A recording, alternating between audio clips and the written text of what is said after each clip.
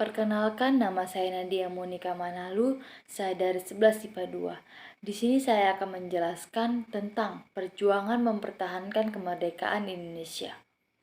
Dalam mempertahankan kemerdekaan Indonesia ini memiliki dua cara, yaitu yang pertama, kekuatan bersenjata. Kekuatan bersenjata ini memiliki tahapan-tahapan. Yang pertama adalah pertempuran Medan Area, pertempuran Ambarawa, pertempuran Surabaya, peristiwa Merah Putih di Manado, pertempuran di Bandung, puputan Margarana, dan peristiwa Westerlin. Dan yang kedua itu adalah diplomasi, yang terdiri dari perundingan Linggajati, Komisi Tiga Negara, Perjanjian Renville, Perjanjian Rouen, Konferensi Inter-Indonesia, Konferensi Meja Bundar, dan penyerahan kedaulatan. Pertempuran Medan Area 13 Oktober 1945, Jalan Bali, Medan, Sumatera Utara. 1. Bekas tawuran yang menjadi arogan dan sewenang-wenang. Yang kedua, ulah seorang penghuni hotel yang merampas dan menginjak-injak lencana Merah Putih. Yang ketiga, ultimatum agar pemuda Medan menyerahkan senjata kepada sekutu. Yang keempat, pemberanian Batar daerah Medan secara sepihak oleh sekutu dengan memasang papan pembatas yang tertulis Visit Boundary Medan Area, batas resmi Medan Area, di sudut-sudut pinggiran kota Medan. Pada tanggal 9 Oktober 1945, di Medan mendarat pasukan Serikat yang diboncengi oleh Nica, para pemuda Indonesia, dan barisan pemuda segera membentuk TKR di Medan. Pertempuran pertama pecah tanggal 13 Oktober 1945 ketika lencana Merah Putih diinjak-injak oleh tamu di sebuah hotel. Para pemuda kemudian menyerbu hotel tersebut sehingga mengakibatkan 46 korban luka-luka. Para korban ternyata sebagian orang-orang Nica. Berontak antar Serikat dan rakyat menjalar ke seluruh kota Medan. Yang kedua, pertempuran Ambarawa 26 Oktober 1945, Jawa Tengah. Latar belakang pertempuran Ambarawa. Yang pertama, insiden di Magelang sudah mendaratnya brigade artileri yang kedatangannya diikuti oleh orang-orang Nica. Pihak sekutu yang mengingkari janjinya terhadap persekutuan yang sebelum telah disetujui oleh kedua belah pihak. Yang ketiga, sekutu melakukan pengeboman terhadap kampung-kampung yang berada di sekitarnya. Tentara sekutu mendarat di Semarang pada tanggal 20 Oktober 1945. Tujuan kedatangan mereka adalah untuk mengurus tawaran perang dan tentara Jepang di Jawa Tengah. Kedatangan sekutu disambut dengan baik oleh rakyat sekitar. Yang ketiga adalah pertempuran Surabaya, 10 November 1945, Surabaya. Latar belakang pertempurannya: 1. Tentara sekutu ingin melakukan perebutan kembali senjata yang sebelumnya dimiliki oleh Jepang, yang dimana kini dikuasai oleh para pemuda dan juga pejuang dari Republik Indonesia. Yang kedua, Inggris melakukan peringkaran janji yang telah dilakukan dengan pemerintahan Republik Indonesia yang sebelumnya. Yang ketiga, terbunuhnya salah seorang komandan pertempuran Inggris, yaitu Brigadir Jenderal AWS Malabi.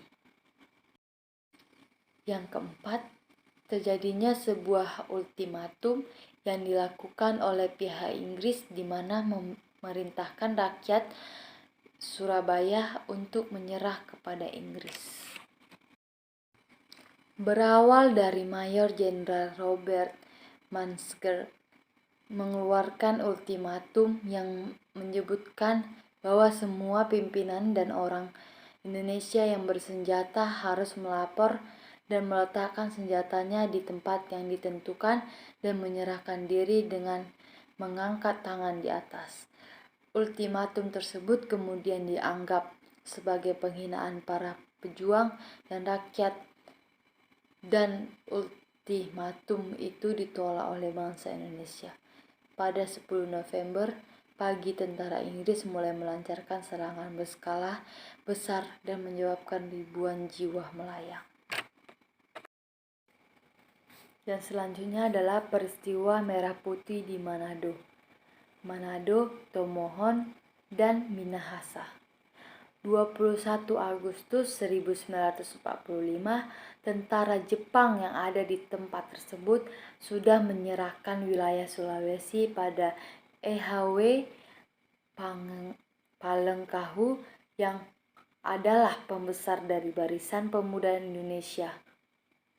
Komisi dan kerjasama yang dibangun oleh BPNI dengan KNIL ini didengar pasukan Nica yang kemudian menangkap para anggota BPNI pada tanggal 10 Januari 1946 dan dilanjutkan dengan penangkapan tokoh-tokoh KNIL pada 10 Februari 1946.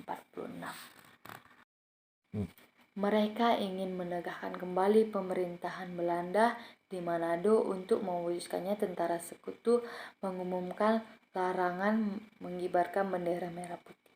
Hal tersebut memicu kemarahan rakyat Minahasa. 14 Februari 1946, pasukan KNIL bergerak untuk melaksanakan penyerangan terhadap markas pasukan Belanda yang sebelumnya sudah mereka persiapkan. Keberhasilan pasukan KNIL melucuti senjata pasukan Belanda berlanjut dengan membebaskan para penting KNIL yang sebelumnya sudah ditangkap. Pengibaran bendera merah putih di seluruh penjuru Sulawesi, terlebih di wilayah Minahasa dan Manado, terlihat mewarnai semangat juang mereka dan kemudian dikenal sebagai peristiwa Merah Putih di Manado. Diangkatnya Sam Ratulangi sebagai gubernur Sulawesi Selatan dan ia membentuk ormas yang bernama BPPKR. 16 Februari 1946, pasukan Belanda berhasil menangkap De Vries yang adalah petinggi KNIL serta Dr. Sam Ratulangi yang kemudian ditawan oleh pihak Belanda. Selanjutnya adalah Bandung Lautan Api. Bandung bagian utara. Latar belakangnya, pada tanggal 17 Oktober 1945, pasukan sekutu mendarat di Bandung. 21 November 1945, sekutu mengeluarkan ultimatum agar kota Bandung bagian utara dikosongkan oleh pihak Indonesia paling lambat tanggal 29 November 1945 dengan alasan untuk menjaga keamanan. Tokoh yang berperan dalam pertempuran ini, Muhammad Toha dan Ramdat, dua anggota milisi BRI atau Barisan Rakyat Indonesia, terjun dalam misi untuk menghancurkan gudang amunisi tersebut. Muhammad Toha berhasil meledakkan gudang tersebut dengan dinamit. Jalan ceritanya terjadi bulan Maret 1946, tanggal 23, dalam waktu 7 jam, sekitar 2 penduduk, mengukir sejarah dengan membakar rumah dan harta benda mereka, meninggalkan kota Bandung menuju pegunungan di selatan. Yang selanjutnya adalah Puputan Margarana, sebelah utara kota Tabanan, Bali.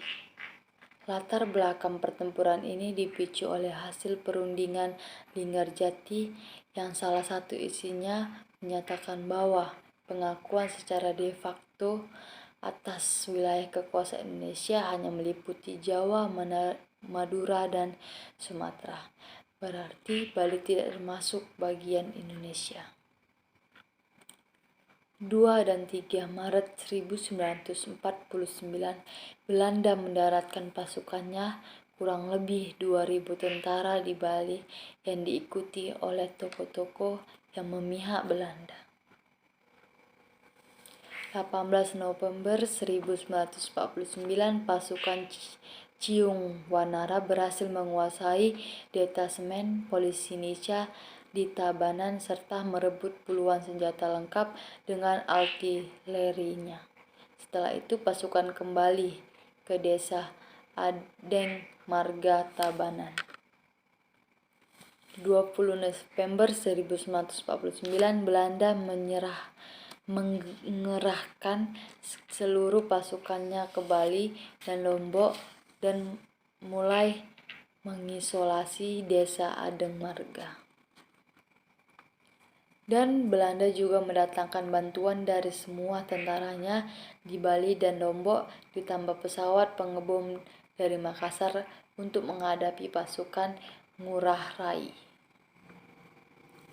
Perang sampai habis atau Puputan inilah yang kemudian mengakhiri hidup I Gusti Ngurah Rai. Peristiwa inilah yang kemudian dicatat sebagai peristiwa Puputan Margarana.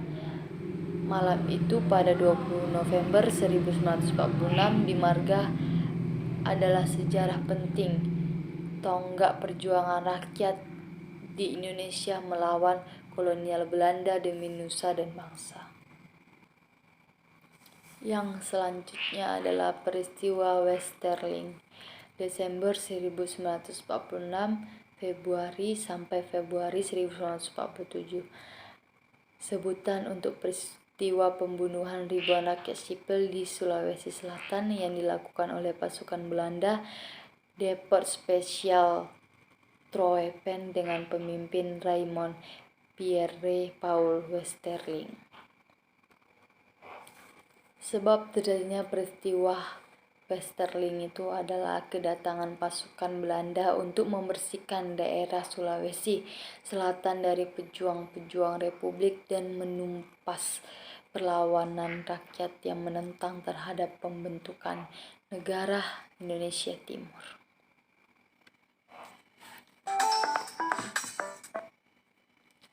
7-25 Desember 1946, pasukan Westerling secara keji membunuh beribu-ribu rakyat yang tidak berdosa.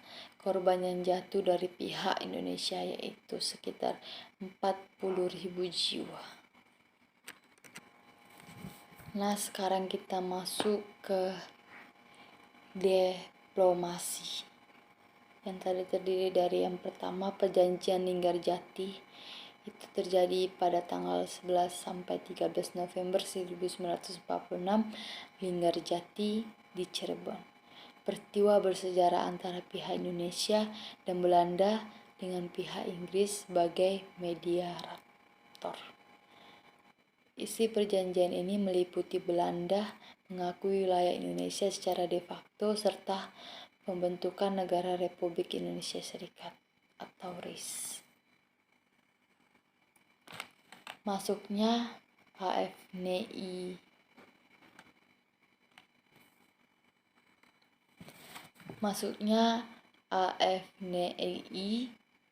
yang diboncengi Nica ke Indonesia.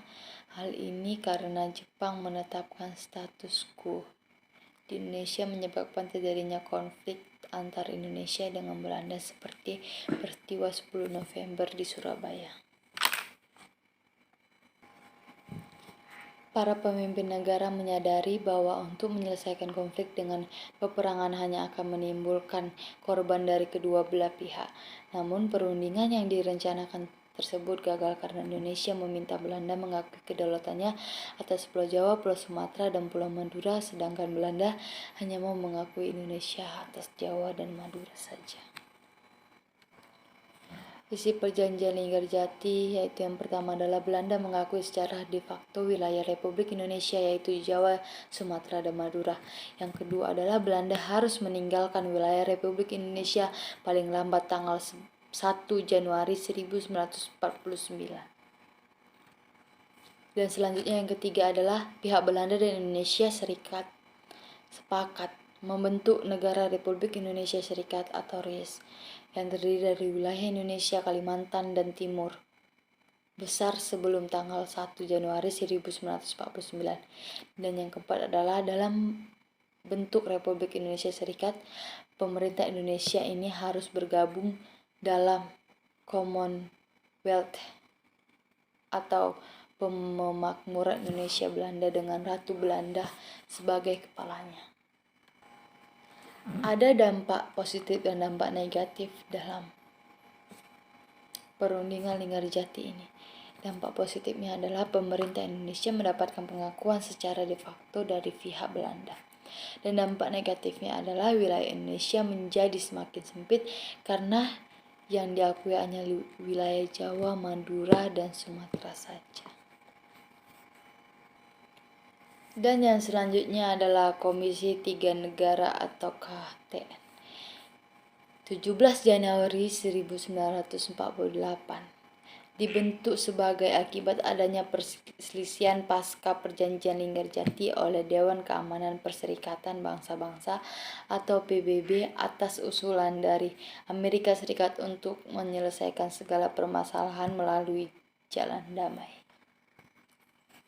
KTN ini merupakan mediator yang berharga untuk membantu mengatasi kemelut di Indonesia. KTN terdiri atas 3 negara meliputi Amerika Serikat, Belgia, dan Australia.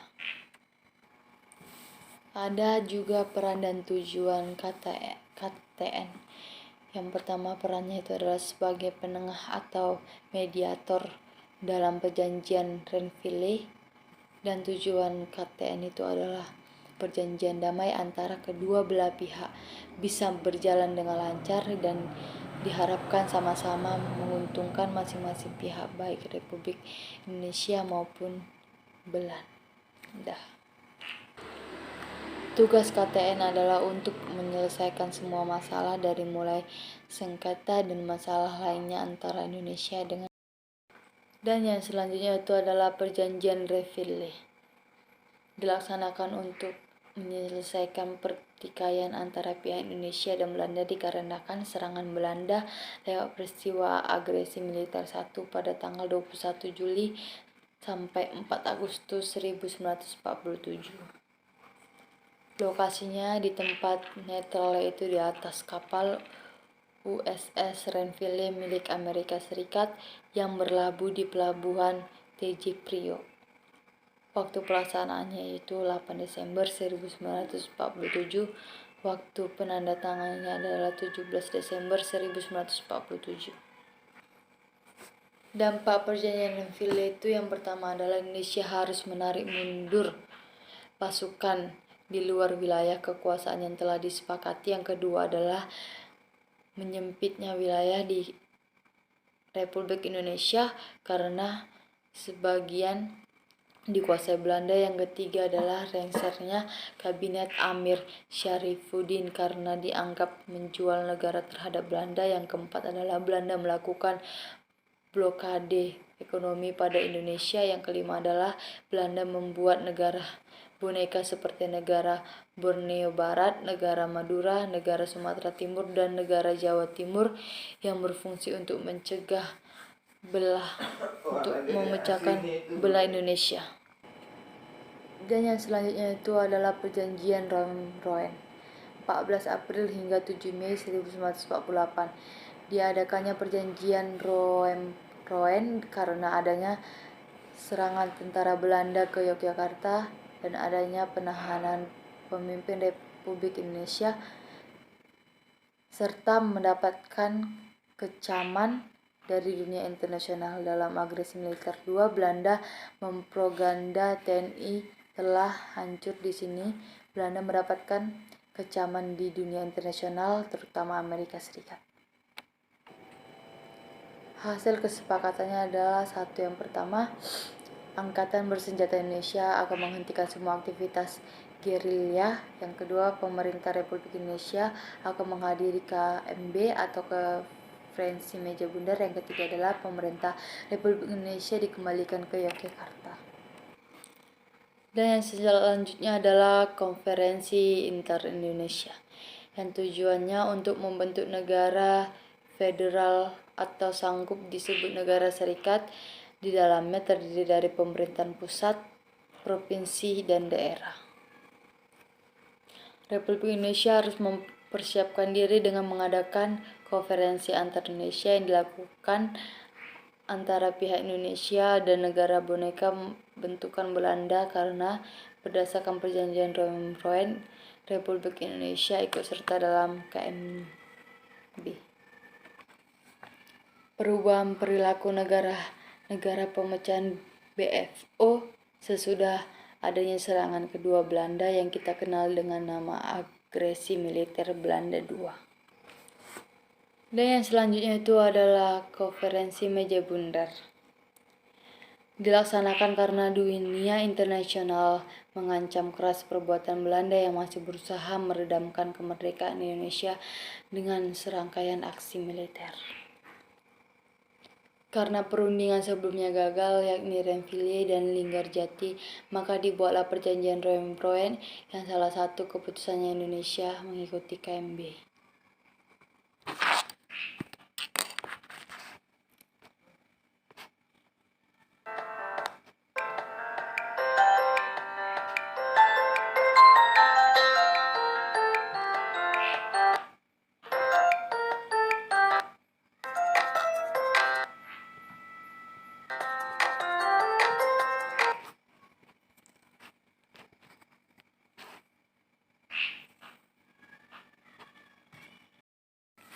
Tanggal 27 Desember 1949, pemerintahan sementara negara dilantik.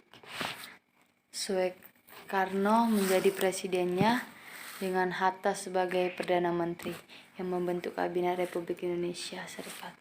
Indonesia Serikat dibentuk seperti Republik Federasi berdaulat yang terdiri dari 16 negara bagian dan merupakan persepakatan dengan Kerajaan Belanda. Prosesnya, tanggal penyerahan kedaulatan oleh Belanda ini juga merupakan tanggal yang diakui oleh Belanda sebagai tanggal kemerdekaan Indonesia. Barulah sekitar 60 tahun kemudian, tepatnya pada 15 Agustus 2005, pemerintah Belanda secara resmi mengakui bahwa kemerdekaan de facto Indonesia bermula pada 17 Agustus 1945. Inilah hasil penjelasan saya terhadap perjuangan mempertahankan kemerdekaan Indonesia. Terima kasih.